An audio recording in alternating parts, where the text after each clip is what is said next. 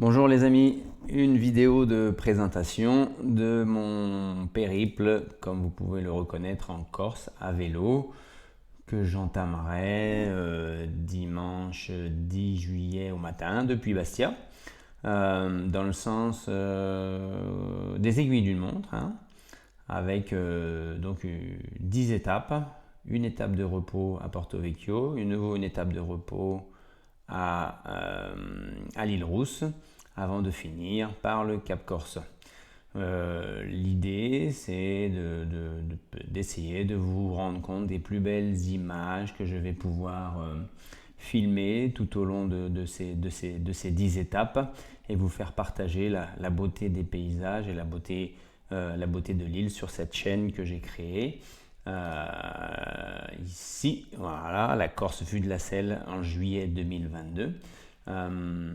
J'essaierai de poster tous les soirs un petit peu les vidéos, les rushs effectués tout au long de ma journée de vélo, sachant que je vais rouler essentiellement le matin, voilà, pour être un peu plus tranquille. Donc on commencera avec l'étape numéro 1. Cette étape numéro 1, je la démarre donc bien sûr du port de Bastia, hein, pour nous emmener via le défilé de l'Ancône, le col de Bigorno ici, et puis ensuite on va attaquer la direction des sources thermales de Rezza pour la première étape, hein. Ça nous ferait une étape de 97 km avec déjà 2000 de dénivelé, où on démarre du niveau de la mer pour monter à 868 mètres le point haut. Ici, ouais, voilà, on est à 800 mètres, hein. Voilà, ça c'est la première étape. L'étape numéro 2, bien sûr, on démarre de nouveau du lieu d'arrivée de la veille, hein, Orezza. Là, l'idée, c'est de rejoindre plutôt Corté. Alors, pour éviter les grandes voies de circulation vers Corté, mon point d'arrivée, ce sera Vivario ici, hein. Par des toutes petites routes quand même, hein. On aura plusieurs cols sur cette route-là, hein. Je les ai ici. Étape numéro 2, on aura le col d'Arcarota, le Bocca di San Gavino, la côte de Zuani et le col d'Herbaggio. Et on se retrouve avec une étape de nouveau assez pentue, avec 2100 mètres de dénivelé sur 102 km. Là, on est sur, vous voyez, on descend pas pendant les 50 premiers kilomètres, on descend pas en dessous 400 mètres d'altitude et on va on dépasse les 1000 mètres, hein, pour redescendre dans la vallée, là, les gorges du Tavignano. On redescend jusqu'à 185 mètres avant de rejoindre par le col de San Gavino notamment, et ici un autre col dont j'ai oublié le nom, qui nous permet de rejoindre Vivario ici pour la deuxième étape. Ensuite, la troisième étape, là on va aller plein sud, puisqu'on va aller de Vivario jusqu'à Zonza. Voilà, au pied des aiguilles de Bavella. Ici, on va démarrer la matinée par ce fameux col de Sorba, qui est l'un des 3 plus hauts cols routiers en Corse. On monte à 1300 mètres de mémoire, avec, vous voyez, une pente assez régulière sur 7-8 km. Et ensuite, on redescend à 700 mètres pour repartir en direction de Ghisoni. De Ghisoni, on va aller sur le col de Verde, qui nous monte également à 1286 mètres. Et partant de là, on va renouveau prendre une très très longue descente vers le sud, avant d'entamer l'une des dernières montées après Zicavo, en direction du col de la Vacchia. Voilà, le col de la Vacchia qui nous mène à 1200 mètres de nouveau. Et ensuite, on rentre vraiment dans le domaine de l'Alta Rocca, ici, des hautes montagnes corses, le long du plateau de Coccione, qui est vraiment une destination incontournable pour tous les randonneurs, sans être des randonneurs fous, des trailers. Un niveau sportif suffit, et c'est magnifique, c'est un plateau, donc il y a peu de dénivelé. Donc là, on ira par Olen et Cuenza pour arriver à Zonza.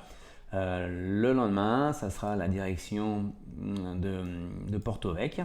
Alors, par contre, là, c'est sûr on est au pied des aiguilles de Bavella, mais je vais les monter par le côté qui n'est pas forcément le plus mythique, hein. Le côté le plus mythique, c'est bien entendu la montée depuis Solenzara, qui est au niveau de la mer, sur quasiment 30 km, hein, en passant par le col de la Rhône au milieu de tout ça, hein, Boca di Laron, ici à 600 mètres, où là, c'est une partie accessible, on va dire, hein.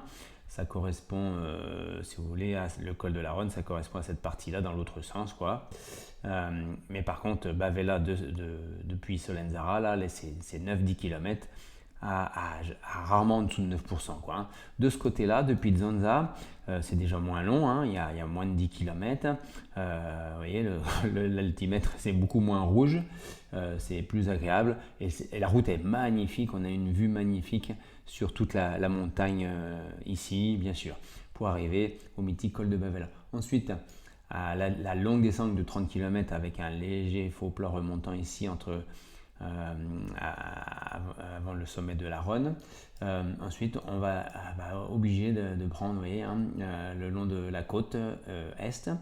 Et là, pour s'échapper un petit peu de cette côte est juste à Porto Vecchio, on va faire un petit détour à Favone. On va remonter en direction de Conca, qui n'est ni plus ni moins que la destination finale du GR20 qui démarre depuis Calenzana. Calenzana, c'est quasiment ici, tout en haut, hein, pour ceux qui ne connaissent pas. Voilà, la route du GR20. Donc là, on est ici à Conca. Ensuite, on redescend par Sainte-Lucie de Porto Vecchio et le golfe de Pinarello, très beau, très magnifique. Ici, on va s'arrêter donc dans le golfe de Porto Vecchio, voilà, au nord du golfe de Porto Vecchio, pour une journée de repos également. Ensuite, on se dirigera de Porto Vecchio, bien entendu. Il va falloir traverser le sud de la Corse en travers, hein, puisque aller sur Bonifacio, c'est joli, c'est magnifique, mais en vélo, une route nationale, et donc de côté de notre route nationale, là, et bien entendu, il était incontournable pour moi, surtout à 7h du matin, de ne pas faire le tour de cette anse-là, en direction de la pointe de la Chiappa, pour longer, bien entendu, toutes les plages de Palombiaggia, Tamaricciu, Santa Giulia, ici, avant de s'échapper de nouveau vers la montagne. Alors j'ai fait le choix de ne pas monter par l'Ospedal qui est ici, parce que ça me ramenait très loin, il fallait que je repasse par Zonza. J'ai préféré prendre ce très beau col de Bacinu, ici 800 mètres de dénivelé. On arrive ici sur Bacinu, hein, donc on démarre de la mer. Ensuite on va redescendre légèrement pour repartir sur Levi, qui est un beau village perché sur les hauteurs. Et ensuite, on va bien entendu, on annule ce point plus là, on va descendre sur Sainte-Lucie de Talamo pour aller ensuite à Sartène. Alors là, c'est plutôt un axe assez fréquenté, mais bon, là, j'ai regardé ces routes-là, elles sont vraiment très très compliquées, pas de très très belle qualité, je me suis ravisé un petit peu. Et Sartène, j'ai décidé de rejoindre Propriano par le sud de Sartène, pour m'approcher du belvédère et d'être au plus près de la pointe du belvédère de Campomoro, ici. Voilà. Ensuite, on fera un petit décalage pour partir depuis la plage de Porto Polo, Serra di Ferro. Partant de là, on va être au plus près de la côte, même si là c'est une côte un peu plus sauvage. On est sur la partie au sud de Coti Cavari, pour rejoindre Portigliolo, Vergia, Porticcio. On est aux portes d'Ajaccio, mais là on va bifurquer vers les montagnes pour repartir vers un autre col. Alors là, je ne sais plus le nom de ce col qui est assez délicat ici. On va le retrouver en étape Propriano Cargese, la Boca di Sarzoghiu, qui est assez délicat. On peut même l'afficher. Je crois, voilà, on a 7 km et demi, ça suffit, hein, mais avec des pourcentages qui ne font que grimper jusqu'à la moitié du col, avec des 500 mètres à 12%, 9%, 6%, 8%, 7%. Ça s'aplanit légèrement en haut, mais bon, c'est un col assez difficile également. Voilà. Et ensuite, à l'issue de ça, voilà, on va rejoindre Où est-ce qu'on est là, pardon, voilà, cette partie-là, c'est Serra di Ferro, pardon. On est ici, donc ça c'est le relief, vous voyez, c'est ce que je vous disais pour le moment, toute la première partie depuis Serra di Ferro, Porto Polo, c'est accidenté. C'est accidenté, attention, c'est pas une partie de rigolade. Là, on est tout le long de la baie d'Ajaccio, du golfe d'Ajaccio, donc assez plat. Ensuite, on s'échappe d'Ajaccio dans l'arrière-pays. Et là, on arrive pour cette longue montée d'une bonne dizaine de kilomètres pour repartir à 600 mètres d'altitude. Et après, c'est une longue, ou un plateau, une descente jusqu'à Cargèse, voilà, où on fera une pause. Ensuite, de Cargèse, on attaquera une 7e étape, alors là, qui est assez mythique, puisqu'on va partir en direction des Calanques de Piana, le golfe de Porto. Donc, on est dans une première partie où, depuis Cargèse, niveau de la mer, on va monter jusqu'à Piana, le village de Piana, qui est quand même à 500 mètres d'altitude. Là, ceux qui en ont vraiment la force, vous dirigez, c'est un incontournable de la région, vers la plage de la Rogne ici, qui est magnifique, large, belle. Par contre, moi je m'y aventure pas de faire cet aller-retour là parce que le retour sur 10 km est très très pentu. Donc on est au sommet, au village de Piana, donc on a la vue sur tout le golfe de Porto Vecchio et on va descendre dans ces fameuses calanques de Piana. Bon, il ne sera pas trop tard dans la journée, donc on va échapper aux bouchons, aux bus, au cohu-bohu qu'il peut y avoir dans cette circulation-là pour arriver dans le fameux golfe de Porto.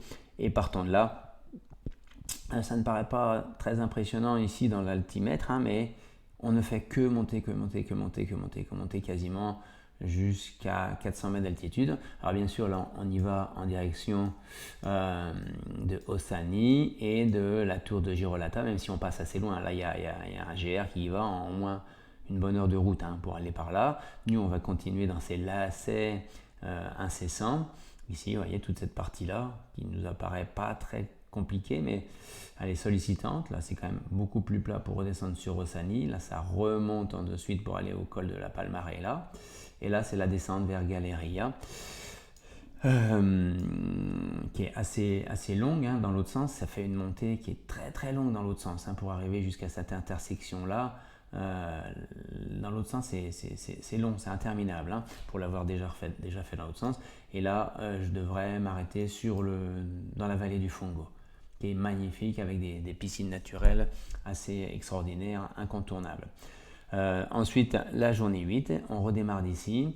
Là, même si la route n'est pas forcément en bel état, je m'impose le passage sur la route en corniche, le long de la mer, pour rejoindre Calvi plutôt que de passer par ce col. On a un col ici, Bocca de Marsolino, qui est accessible, qui est difficile dans le dernier kilomètre, mais qui est un peu plus fréquenté, qui a moins de charme. Ici, c'est vraiment beaucoup plus joli, mais la route est vraiment en pas bel état. Et ensuite, de Calvi, là, on va monter vers Soirée et Moncale pour rejoindre Calenzana, donc le départ du GR20. Je vérifie que ça enregistre bien, oui. Ensuite, de Calenzana, je vais faire cette boucle assez sympathique en direction des eaux de source de Zilia pour rejoindre le Monte Grosso et la Bocca di Salvi à 500 mètres. Très intéressant, très beau panorama sur, dans un premier temps, le golfe de Calvi et ensuite, quand on arrive à Cateri et qu'on va en direction des très beaux villages perchés ici, San Antonino, moi je ne fais pas faire l'aller-retour, mais là vous avez 2 km, 3 km, ils mettent, où vous avez un très très beau village avec beaucoup de maisons de pierre perchées. À l'entrée du village, vous avez un vendeur de fruits pressés, de citrons pressés de la région. Donc incontournable, le village de Pigna également, Corbara, et ensuite on redescend sur l'île Rousse. Voilà, on prendra une journée de repos à l'île Rousse pour attaquer le plat de résistance vraiment de ce séjour. Vous voyez, 127 km, 2600 dénivelé, où là, on monte déjà sur Monticello, on redescend à Regino, qui est le pied du col di Battaglia, qui nous mène à quasiment 1100 mètres. Et vous voyez un petit peu le profil de ce col de Battaglia sur cette partie-là. Je vais zoomer un petit peu dessus. Donc on est toujours quasiment à l'épreuve de 9-10% tout le temps pendant les 5-6 derniers kilomètres. Hein. Donc c'est vraiment à partir du village de Speloncato en fait, ça c'est difficile. Hein. Quand on est ici dans le village, il y a un beau bar où on peut boire un coup ici bien entendu, avant d'attaquer la montée vers le col di Battaglia ici. Ensuite on redescend vers la vallée de Lascaux. À travers des villages intéressants, c'est assez boisé, c'est frais, Castifao, Moltifao, voilà, pour rejoindre Ponteleccia. À partir de Ponteleccia, donc voilà, on est à un point bas de cette étape-là dans la première partie. On va enchaîner vers le col de, je crois que le col de Bigorno, voilà, que j'avais pris à l'aller. Alors, voyez, la trace bleue ici. Et partant de ce col de Bigorno, j'ai hésité également d'aller chercher le col de Tégine, mais je vais le faire le lendemain. Donc je vais revenir à Bastia par le défilé de l'Ancône, qui est de ce sens-là, nous donne une vue magnifique sur l'étang de Biguglia et la façade est de la Corse. Hein. Et enfin, il nous restera le dernier jour, l'incontournable, le tour du Cap Corse. Alors après, vous pouvez l'adapter, hein. Vous n'êtes pas obligé d'aller tout au bout comme ça. Vous pouvez faire un aller-retour ici aussi, mais plus court, vous pouvez passer par, je ne sais plus le village ici, Louri, voilà, par Louri, pour rejoindre Marina di Louri ici, ou alors d'aller jusqu'à Massinaggio. Alors ce que je vous conseille de le faire, c'est de le faire dans le sens des aiguilles d'une montre, dans le sens contraire des aiguilles d'une montre, pour coller, que vous soyez côté route, côté mer en fait. Hein. Donc là en plus avec le soleil levant ici. Ensuite on traverse, là il y a des petites montagnes, il y a quand même encore 2000 mètres de dénivelé, parce qu'on finit, alors là vous avez toute cette partie là qui est vraiment pour moi la plus belle. Hein. On va passer par les villages de Pino, par Canari et Nonza, qui est une magnifique plage. On la voit ici, voilà, ça c'est la plage de Nonza. Hein. Et le village est tout en hauteur, il faut 20 minutes pour descendre à la plage, hein, à pied. Hein. Ensuite, tout le long, vous êtes sur une route de corniche. On passe bien entendu par Patrimonio, célèbre région viticole. Et là, on attaque le col de Tégine, qui a la particularité, c'est qu'à un moment donné, on voit à la fois la baie de Saint-Florent, que j'ai oublié de vous signaler, ici également on voit de loin, on voit le désert des Agriates, et de l'autre côté, on verra la côte est. Voilà. Pour terminer, ici, 12-14 jours plus tard, voilà. L'idée, c'est de vous rendre compte un petit peu de toutes ces beautés-là avec des images. Hein. Je ne sais pas quelle qualité ça va donner sur mon cas. Je ne suis pas équipé d'une GoPro à 500 balles. Non, j'y vais par plaisir pour partager ça avec les amis. Et puis, ça me permettra également de vous commenter ce que je vois, de me sentir un peu moins seul sur ces longues routes corses. Donc voilà. Donc on se retrouvera pour le premier compte rendu de la première étape Bastia-Oretz. Ça sera dimanche 10 juillet. À bientôt, n'hésitez pas à mettre des commentaires, ça me fera toujours plaisir.